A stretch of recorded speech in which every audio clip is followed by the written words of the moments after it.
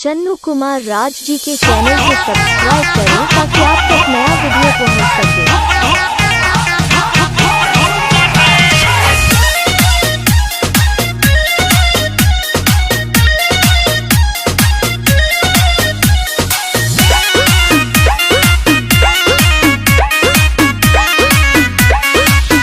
हमर दुनो बैलून साला धुक धुक करे काहे हो हमर दुनो बैलून साला धुक धुक करे सैया ऊपर कब नीचे हाथ डाले पीछे पीछे जब हल्ला करी मुंह धके चुप चुप करे हमर दुनो बैलून साला धुक धुक करे हमर दुनो बावल ऊपर वाला भुक भुक करे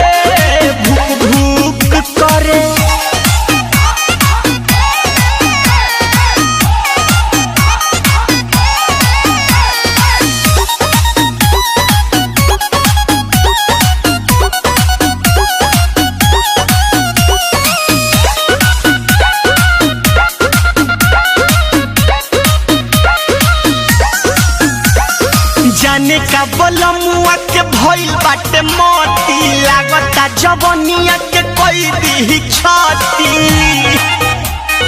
ए हो जाने का बलमुआ के भइल बाटे मोती लागता जवनिया के कोई दी छाती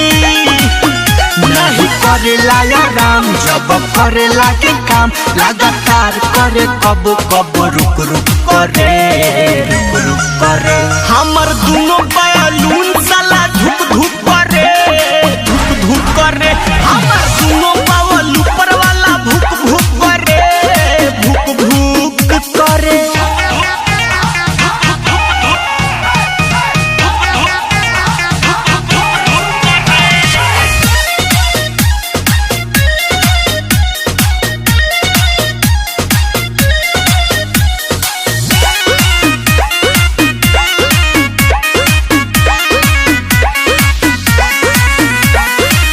करे हर चीज बाकी रखे न संभार के बोलू बिशुनपुरी छोड़े दर्द कबार के माई करे हर चीज बाकी रखे न संभार के बोलू बिशुनपुरी छोड़े दर्द कबार के एक पानी कम जोर शक्ति सोना करे जो लोड सह नहीं पाई दे ठुक करे हमर दुनो बैलून साला धुक धुक करे हमर दुनो बावल ऊपर वाला भुक करे अर्थिंग में पानी डाला।